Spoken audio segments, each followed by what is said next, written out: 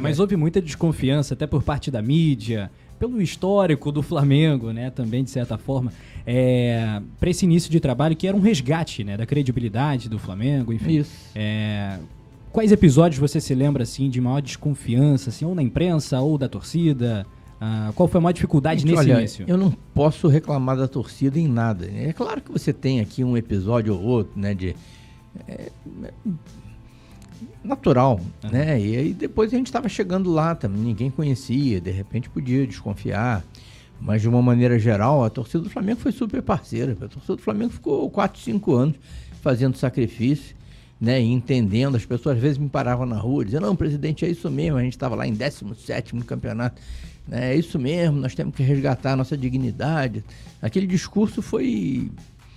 Né, foi importante porque, né, foi uma espécie de... E foi um prêmio dos deuses do futebol, aquela Copa do Brasil de 2013 também. Foi, torneio mata-mata tem essas coisas, né? Mas quando as pessoas às vezes chegam para mim e dizem, não, você salvou o Flamengo, gente, para começar, ninguém faz nada sozinho, eu não acredito nisso, né? Não existe essa coisa de salvador da pátria. E eu tive uma equipe fantástica, né, comigo, não só dos vice-presidentes, como dos profissionais, né, todos eles de altíssimo nível, mas eu divido muito desse mérito com a torcida do Flamengo, né? Eu vejo outros clubes aí que estão numa situação, às vezes até pior do que o Flamengo estava na época, né, e pressionados, e de repente os dirigentes vão e cometem irresponsabilidades. A torcida do Flamengo foi super parceira. Eu acredito muito, né, assim, no fato deles terem entendido, né, talvez por tantos anos de sofrimento, né, entenderam e resolveram confiar num grupo que estava chegando e que efetivamente, né, depois de muito sacrifício, a gente conseguiu chegar num outro patamar, né, e a primeiro indicativo que eu tive de que isso ia acontecer foi, né, o torcedor grandão lá, que eu não guardei nem o nome dele, sinal, né, mas a gente teve episódios, claro, de desconfiança, né, dentro do clube, principalmente, conselheiros. Lembro quando a gente conseguiu emitir a certidão negativa, lá para abril, maio de 2013, nós fechamos um acordo dramático lá com a PGFN, que a gente não sabia nem se a gente ia ter condição de cumprir, mas aí já tínhamos pago 80 milhões de reais de dívida vencida, né, e aí liquidamos as dívidas vencidas, né? Que tinha foi uma com dívida dinheiro da Adidas, né? Com dinheiro da Adidas, com dinheiro que a gente economizou do Wagner Love, da piscina, de tudo, né? Juntamos tudo ali, né? E íamos pagando a dívida, né? O Fly em dia, né? Eu paguei alguns DARF também. Pois é. E eu guardo até hoje o meu DARF lá. E aí quando a gente pagou, conseguimos graças a esses 80 milhões, nós conseguimos emitir a certidão negativa, e com a certidão negativa você tem direito de acessar recursos da Lei de Incentivo ao Esporte e obter patrocínio de empresas estatais. Aí nós fechamos o contrato com a Caixa Econômica. Né? E a Caixa Econômica dava para a gente, naquele contrato, 25 milhões por ano. Aí teve um conselheiro do Flamengo que escreveu naquele linha de passe rubro-negra, você conhece, né? Sabe o que é isso, né? Disse que eu era um otário, porque eu estava pagando 80 milhões de dívida para ganhar 25. Ele fez a conta, 80 é maior que 25, esse cara é um otário. Né? E tinha aquelas acusações também, que boa parte dos acusadores estão aí hoje no Flamengo mandando, né, dizendo, você está trocando dívida pública por dívida privada. Você lembra dessa? Lembro. Isso é uma idiotice assim meridiana, trocar dívida pública, como se o Flamengo tivesse dívida pública. Quem tem dívida pública é o setor público, né? O Flamengo devia ao setor público por apropriação indébita.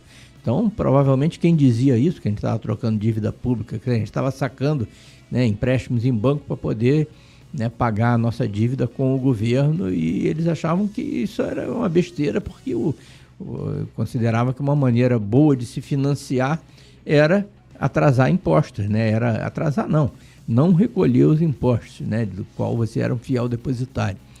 Então tinha muito essa coisa, né? Estão trocando dívida pública por dívida privada. Até na campanha de presidência de 2015, né? Teve lá um candidato que veio com essa, né? Vocês estão... É um absurdo. 3 anos depois ainda ouvíamos isso, né? Tem gente que a cabeça dura, às vezes demora a entender, né? Ou de repente não entende até hoje, também. Né? Mas é isso aí, né? Reação a gente sempre tem. Na imprensa também, teve jornalista que não acreditou, né? Então, não, isso daí é fogo de palha, não. Quero ver até na hora da primeira derrota, vão esquecer isso tudo. Aí foi passando tempo, né? Hoje eles acreditaram que tinha gente séria lá. Assim, há uma vamos dizer assim, uma tentativa, muitas vezes, de diminuir a sua participação dentro desse processo de reestruturação do Flamengo, que eu acho extremamente injusto. De qualquer pessoa, acho que aquele grupo ali inicial, né? A gente vai falar depois dessas divisões e tal, foi muito importante para o Flamengo em todo sentido. E a chegada do senhor, por mais que tenha sido depois, né, dali da situação do Valim, da impugnação do Valim e do Landim, para quem não lembra, foi importante, porque havia uma dificuldade, né, para encontrar um outro nome.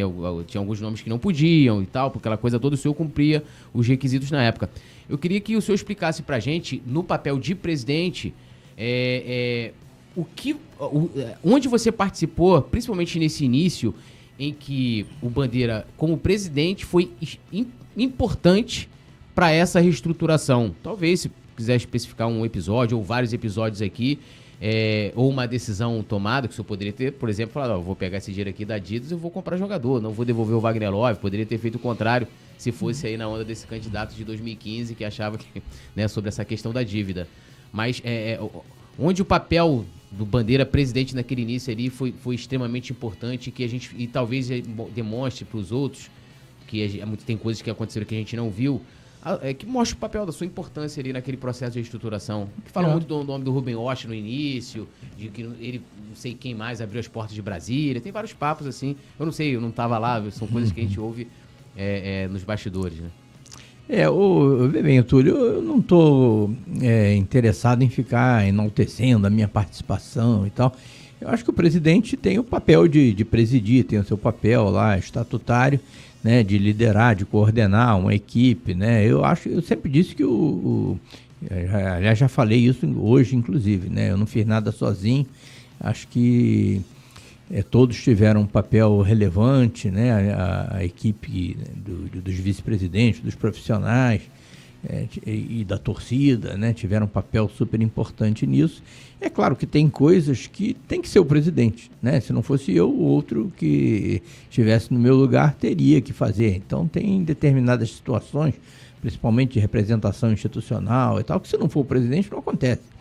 Então uma coisa que eu tive que me dedicar pessoalmente, né, foi a negociação do Profut, né? Então eu passei 2 anos e meio lá nos corredores da Câmara e do Senado para tentar aprovar o Profut, né? Muita gente não, inclusive dentro do Flamengo, não acreditava, né? Dizia que isso não vai sair e tal, mas naquele tipo de agenda não adiantava ser o vice-presidente, por melhor que fosse o vice-presidente, por melhor que fosse o CEO e tal, para conversar lá com o deputado e senador, né? Tinha que ser o presidente, né? Participar de audiência pública. Não estou dizendo que só eu conseguiria, muito pelo contrário, né? Mas aquilo ali foi uma coisa que eu tive que me dedicar pessoalmente. Os vice-presidentes normalmente eles podem se dedicar aos seus negócios particulares, né? Aos seus trabalhos e tal. O presidente, principalmente no estado em que o Flamengo estava naquele momento, ele tinha que, apesar de ser um cargo não remunerado, ele tinha que se dedicar exclusivamente ao clube. E nesse sentido, esse tipo de agenda tinha que ser coberta pelo presidente. Agora essas coisas, não, que não tinha... fulano abriu as portas em Brasília. Quem abre as portas em Brasília não é fulano nem cicrano. Quem abre as portas em Brasília é o Flamengo, gente. Podia ser fulano e cicrano. Não, vim aqui em nome do Olaria, em nome do Águia de Marabá e tal, não abre. Agora o Flamengo abre, se você for minimamente... A presidência do Flamengo é um dos cargos mais importantes do país, né? Exatamente. Quem tem É muito prestígio grande isso. é o Flamengo, né? O Flamengo não é incomparável com qualquer pessoa física. Sim. É claro que quando começa essa coisa de fofoca, de tentar desmerecer, principalmente com interesses políticos e tal, aí vale tudo, né? Mas nós não vamos levar isso a sério.